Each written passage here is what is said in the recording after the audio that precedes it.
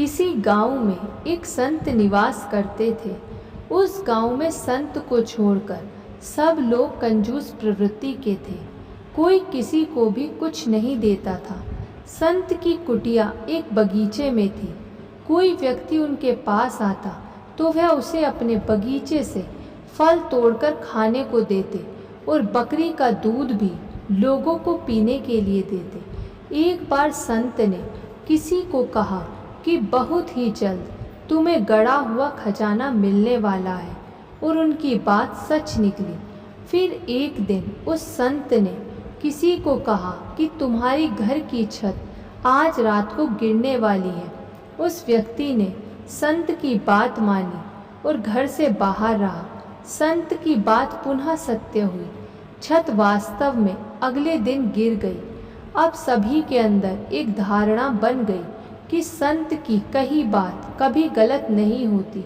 उसी गांव में एक अनाथ आश्रम भी था, जिसमें कुछ दिनों से बिल्कुल भी दान नहीं आ रहा था। वहाँ के बच्चे भोजन और वस्त्र के लिए तरस रहे थे।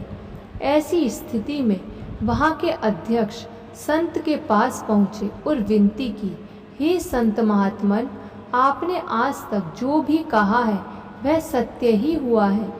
मैं आपसे एक झूठ बोलने की प्रार्थना करता हूँ। आप बस इतना कह दें कि 3 दिन बाद प्रलय होने वाला है।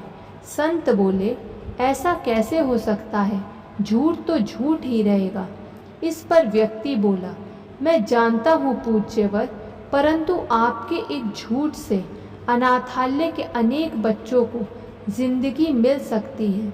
संत बोले, मेरे झूठ बोलने से बच्चों का क्या संबंध? परंतु तुम्हें लगता है कि मेरे झूठ बोलने से बच्चों को भोजन मिल सकता है, तो मुझे सहर्ष स्वीकार है। दूसरे दिन संत ने किसी से कहा कि 3 दिनों में प्रलय होने वाली है। बात आग की तरह पूरे गांव में फैल गई। सभी जानते थे कि संत की बात हमेशा सही होती है। किसी ने कहा, प्रलय के समय जल और थल मिल जाते हैं। ऐसा जानकर सभी मंदिर के प्रांगण में एकत्र होकर प्रार्थना करने लगे। एक दिन पहले ही अनाथ आश्रम का अध्यक्ष मंदिर के पुजारी से मिलकर सारी बात बता चुका था। मंदिर के पुजारी ने घोषणा की कि सबको अगर समाप्त ही होना है तो क्यों न दान पुण्य कर ही मरे। यह सुनकर सभी लोग अपने घर की ओर दौड़े।